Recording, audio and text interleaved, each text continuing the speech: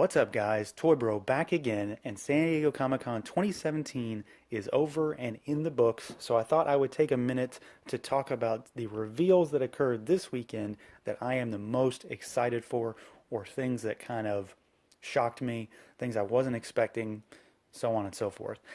First of which, it's not really a reveal, but more of a closer, better look at the upcoming Boss Fight Studio Bucky O'Hare figures. I am way more excited about these than I ever thought I was going to be. We got much better look at Bucky and Jenny. Jenny's never been released in figure form, so I'm really excited to get these, and I cannot wait to see what they do with this line. Marvel, I think they kind of wowed a lot of people in their panel with a lot of reveals that I don't think anybody was really expecting. We've got that Deadpool wave coming, so we've got 90s Cable in the kind of original X-Force New Mutants look. I cannot wait for that. Domino, we're getting a new comic Deadpool, and we're getting a Deathlock figure who looks absolutely wild. Cannot wait for that. We're getting the Defender set. I think it's an Amazon exclusive with the comic accurate or more comic style Defender figures. We're getting more Fantastic Four. We're getting Reed Richards with some bendy arms. Pumped for that. We are getting Medusa and Black Bolt. So I'm definitely on board for any Inhumans they want to throw my way.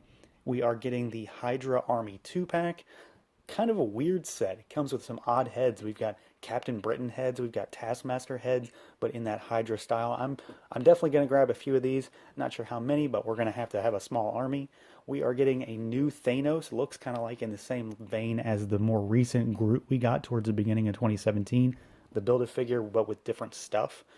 We're getting those awesome vintage Toy Biz style card backs like what Star Wars did with the Black Series and the 40th anniversary. We've got Cap, we've got Spider-Man, we've got Punisher, we've got Iron Man, and then they revealed Black Widow and Brown Suit Wolverine to kind of round out that classic grouping of characters. Very excited about that.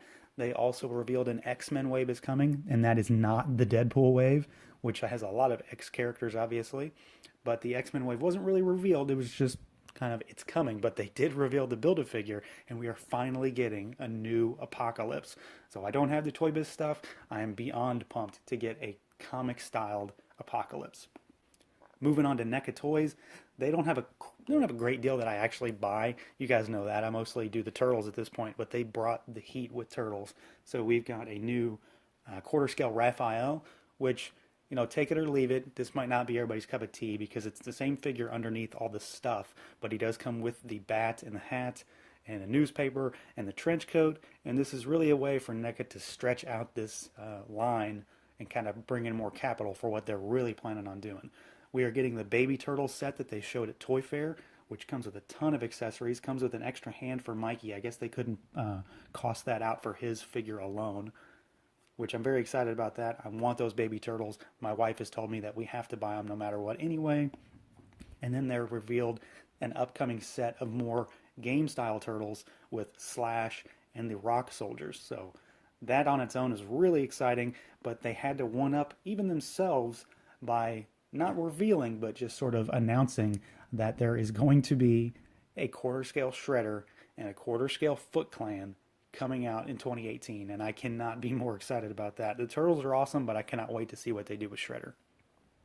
Moving on to Star Wars, they obviously had quite a bit to show. Not as much as Marvel, because they can't show anything Last Jedi related, really.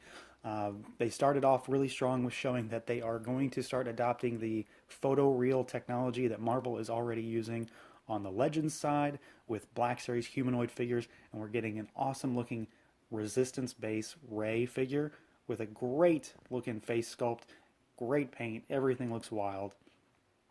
We've got a Maz coming finally with the treasure chest and Luke's saber, or Anakin's saber, whatever you prefer.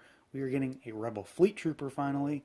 We are getting General Leia, and we are getting the Dewback with Sand Trooper. Now those are all great, but the one figure that really stole it for me is that we are finally getting a Captain Rex figure, and he is going to be using that photoreal tech, and he looks just like Tamura Morrison, so I cannot be more excited about that.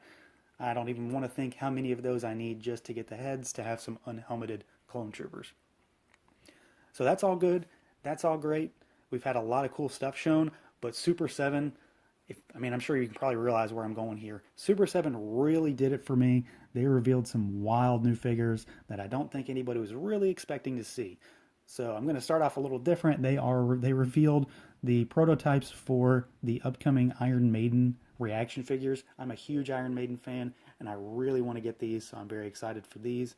They revealed more updated samples of the vintage style Motu figures that they're doing. So we've got She-Ra, He-Man, Skeletor, and Hordak coming in that more Filmation style, but in the vintage type toy design.